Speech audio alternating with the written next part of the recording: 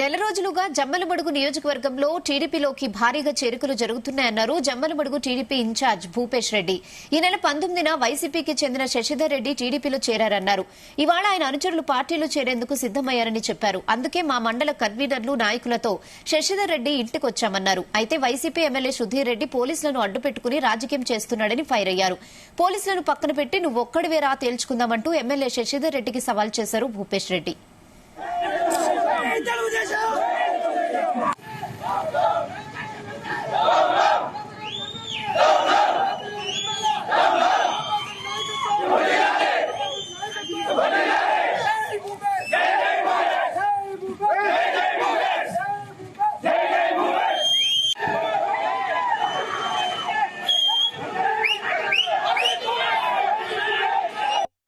Telugu Desam party అధ్యక్షుడు నారా చంద్రబాబు నాయుడు గారు రా కదిలిరా తెలుగుదేశం పిలుస్తుందనే ఒక నినాదం తీసుకుంది. ఆ నినాదంలో భాగంగా దాదాపు నెల రోజుల నుంచి తెలుగుదేశం పార్టీలోకి జమ్మలమడుగు నియోజకవర్గంలో భారీ చేరికలు జరుగుతున్నాయి.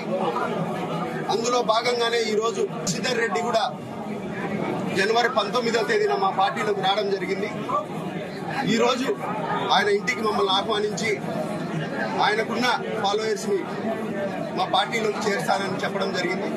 దానికోసమని మేము ఈరోజు మా మండల కన్వీనర్లు కానీ మా తెలుగుదేశం పార్టీ నాయకులు కార్యకర్తలు శశిధర్ రెడ్డి ఇంటికాడికి చేరుకోవడం జరిగింది. ఈరోజు జరిగిన పరిణామం చూస్తుంటే చాలా సిగ్గుచేటు.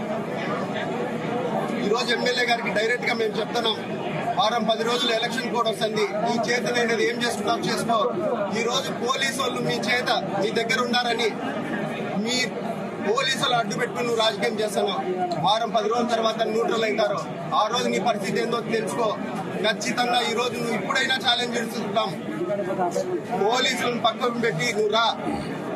మేము కూడా ఛాలెంజ్ గా తెలుగుదేశం పార్టీ నాయకులను ఛాలెంజ్ గా తీసుకుంటున్నాం. నీ చేతనైనా తీసుకో.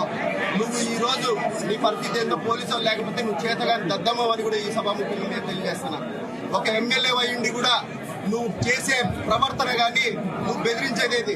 నీవు మీ నాయకుడు జగన్మోహన్ రెడ్డి గారు ఏమని చెప్తున్నారు, మేము బ్రహ్మాండంగా బట్టలు నొక్కి సంక్షేమ పథకాలు చేస్తున్నాము, మాతో ప్రజలు ఉన్నారంటున్నారు.